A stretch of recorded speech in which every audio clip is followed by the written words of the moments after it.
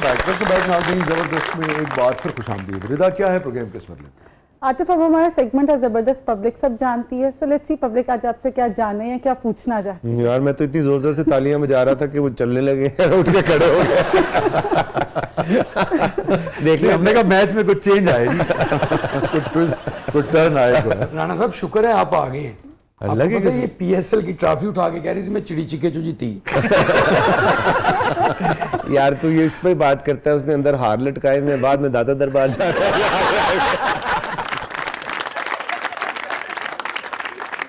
शाह जी तीसरी सीट भी लो आओ, आग लेके आओ। मैं विचकार नहीं आना।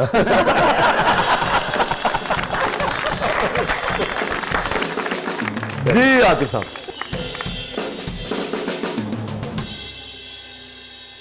आतिफ भाई, अब आप क्रिकेट में इस कदर इन्वॉल्व हो चुके हैं कि आप बिजनेस में भी यही कहते होंगे कि 4 बाउंसर निकाल लो और सामान उठा लो, कहीं रन आउट ना हो जाए। आपको किसने कहा मैं क्रिकेट में इन्वॉल्व हूँ? क्रिकेट में प्लेयर्स इन्वॉल्व है, मैं माहौल बनाने में इन्वॉल्व हूँ। तो अगर आपने कोई माहौल बनवाना है तो बताएं। माहौल बनाने के माहिर हैं आप। बन जाता है अल्लाह की तरफ से। कभी तो ਤੁਹਾਡੀ ਘਰ 'ਚ ਲੜਾਈ ਰਹਿੰਦੀ ਕਿ ਤੁਸੀਂ ਮਾਹੌਲ ਬਹੁਤ ਅੱਛਾ ਬਣਾਉਂਦੇ ਹੋ। नहीं हुई नहीं कभी लड़ाई। वो तो मैं नहीं बनाता ना।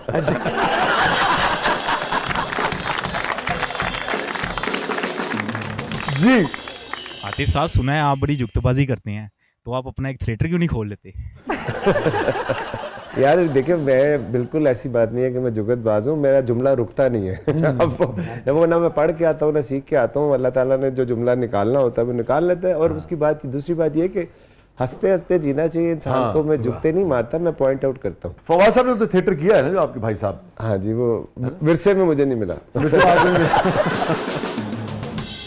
लेकिन आपने वो उनकी शख्सियत में था, खून में नहीं। लेकिन प्लेस में तो आपने भी काम किया है आलिया के। हाँ, वो बहुत बुरा किया है। लग मुझसे एक्टिंग होती नहीं ना, इसलिए मेरी तो मैं प्रोफाइल का ख्याल रखता। जिस तरह मैंने आपको जवाद भाई की बात की, तो बात यह है कि जिस तरह के आप इस इंसान बन नहीं सकता। मैं पैदाइशी तौर पे ऐसा हूँ, तो ये नहीं कि मैं कोई साल 8वें साल में जाके मैं इस तरह का हो गया, 12वें साल में मैं इस तरह का हो गया। बचपन से ऐसा 2 चीजें नहीं आती मुझे, ना मैं लालची हूँ ना मुझे डर लगता है। तो फिर इसलिए कहीं भी कभी भी जुमला निकल जाता है, ये सोचे समझे बगैर कि आगे भी कोई बंदा ही बैठा हुआ। जी आतिफ भाई, फाइनल में मैच इतना फंसा हुआ था और आपकी लालियां ही नहीं जा रही थी, तो क्या ये साथ में बैठी हुई एम्बेसडर की वजह से था या फिर आपको पता था कि आपने मैच जीतना है? नहीं, बिल्कुल ऐसी बात नहीं है। ये लालियां मुझे उन 40,000 लोग जो स्टेडियम में थे और जो 25 करोड़ देख रहे थे और जो पूरी दुनिया में मैसेज जा रहा था कि American ambassador sitting in the ground enjoying every bit of it and distributing shirts among the crowds.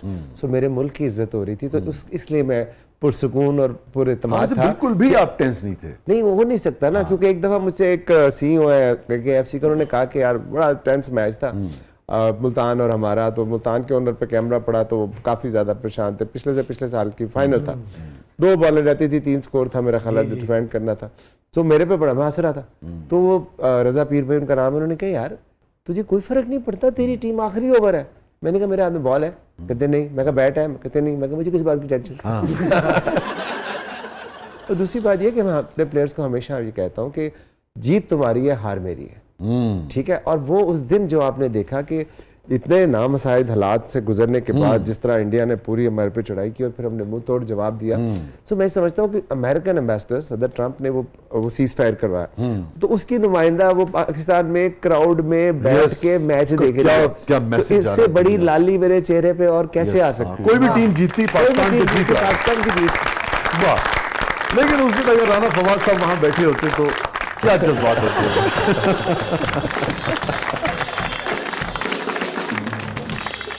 4-5 आंसू निकल आते और सारी कौम रो पड़ती। देखिए, मैं हंसाने वाला हूँ, रुलाने वाला। नहीं यार, उन्होंने भी बड़ा खुश किया कौम को। मेरे मजाक कर, बड़ा खुश किया उन्होंने भी कौम को। लोगों ने बहुत अपनी एक्टिंग से। जी अस्सलाम वालेकुम राना साहब, मेरी मंगेतर ने शर्त रखी है कि जब तक तुम लाहौर कलंदर से नहीं खेलोगे तब तक मैं तुमसे शादी नहीं करूंगी। प्लीज़ मुझे टीम में सिलेक्ट कर लें, बहुत दुआएं दूंगा। तू बेहतर है कि शादी कर ले या तो मंगेतर बदल ले। स्टे विद अस नाज़रीन, कहीं नहीं जाइएगा। हर उस शख्स के लिए बहुत सारी दुआएं, तालियां जो पाकिस्तान को खुश करता है, जिसने पाकिस्तान को खुशी दी है। बहुत बहुत सारी। स्टे विद अस, थोड़े वक्त बाद हम आते हैं प्रोग्राम के अगले बदले में आपके लिए बहुत कुछ है। आप देख रहे हैं जबरदस्त।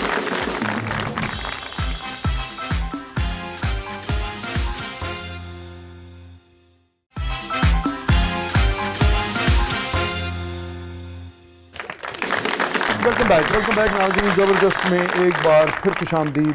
और आतिफ भाई, हमारा सेगमेंट है जिसका नाम है कैथारसिस। इतना मुश्किल नाम है तो होगा कैसे? कुछ लोगों का हंस के कैथारसिस होता है, वैसे करें आप? ये भी सही बात। आप कुछ कहना चाह रहे थे? नहीं, मैं इनका वैसे भी मुझे लगा क्योंकि मेडिकल से रिलेटेड होगा। ये तो देखिए, अब आप जानते हैं आप क्या कहना चाहते हैं और क्या कैथारसिस करना चाहते हैं। Any regret in life? पैदाइश जो मेरी है ही नहीं। नहीं, ये ਤੁਹਾਡਾ है किसी और दा?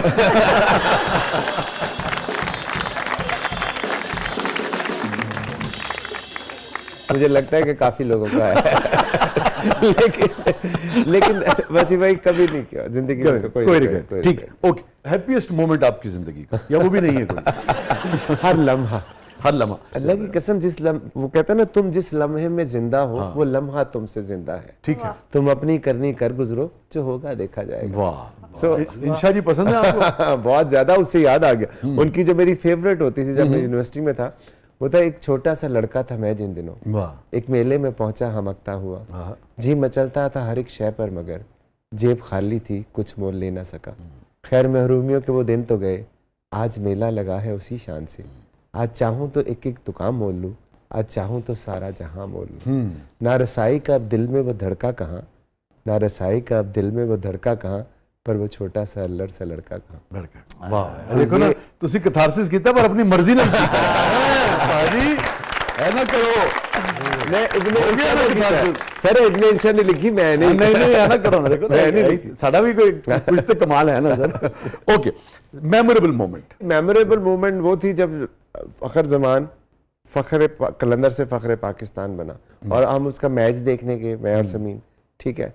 और जब उसकी सेंचुरी हुई हम ग्राउंड से उठ के चले गए कि पाकिस्तान जीत गया। Memorable moment, great.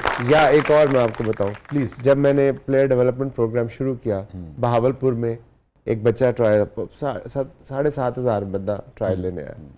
गर्मी थी 46-47 डिग्री सेंटीग्रेड। तो मैंने देखा एक बच्चा जो है ना वो रो रहा था। मैंने कहा बेटा क्या हुआ? तो उसने कहा मुझे ना मेरे पास आईडी कार्ड नहीं है, तो कहना आईडी के बगैर आप नहीं रजिस्टर हो सकते। मैं गया, उसको कहा यार कर लो इसको आईडी पे रजिस्टर, कोई बेफार्म पे कर लो। थोड़ी बार देखा फिर परेशान, मैंने आप क्या हुआ? उन्होंने कहा बेफार्म पे बहू का नाम गलत लिख दिया। मैंने कहा यार कोई बात नहीं, मैंने जाके वो ठीक कराया। उसके बाद उस ट्रायल में चला गया, वो हमारे डिफरेंट राउंड होते हैं, वो सिलेक्ट हो गया, वो बड़ा खुश। ट्रायल अगले दिन जब शॉर्ट लिस्ट होते थे तो अगले दिन उसने कहा कि उसको फिर रो रहा। मैंने कहा आप क्या? उन्होंने कहा जी वो तो आपके वो जो मोटा साहब कोच नहीं है उसने मुझे निकाल दी। तो मैं गया राकी भाई के पास, मैं गया राकी भाई, मैंने कहा क्या? उसने कहा 2 बालें देखे। मैं क्या राकी भाई इसको चांस एक और दे दे। अच्छा, उन्होंने उसको चांस दिया। उसके बाद वो फिर आके रोने लग गया। मैं कहा अब क्या हुआ? उसने कहा वो लंबे वाला नहीं है, वो मैंने एक और चांस दिला। मैं फिर आके भाई ना मैं आ जा रहा था, मैं ऐसे कहा जूती, उन्होंने कहा इधर आया ना, मैं तेरे सर पे मारनी है, अगर तेरे पे रहा तो सारा दिन इधर ट्रायल लेता रहूँगा। तो बच्चा मेरा ख्याल है उधर से रहीम यार खान से आगे जो इलाका है उधर से आया हुआ था। तो उसने कहा जी मेरे पास इतने ही पैसे थे जो मैं खर्च करके आया। और बल्कि इवन जिस दिन वो रुका वो रात का इंतजाम भी उसका मैंने किया। और फिर वो मैंने फिर अपनी टीम का मैंने कहा यार आप इसको कंपनसेट कर दो। और मैं कहा यार अगले साल मेहनत करके ना, सारा साल मेहनत कर, मैं फिर आऊँगा, उस वक्त तक आता रहूँगा जब तक तू अप्रूव ना हो। तो मेरा ख्याल है कि एक बहुत एक मेमोरेबल मोमेंट आप इस तरह के बेतहाशा है, हर शहर में कुछ ना कुछ होता है।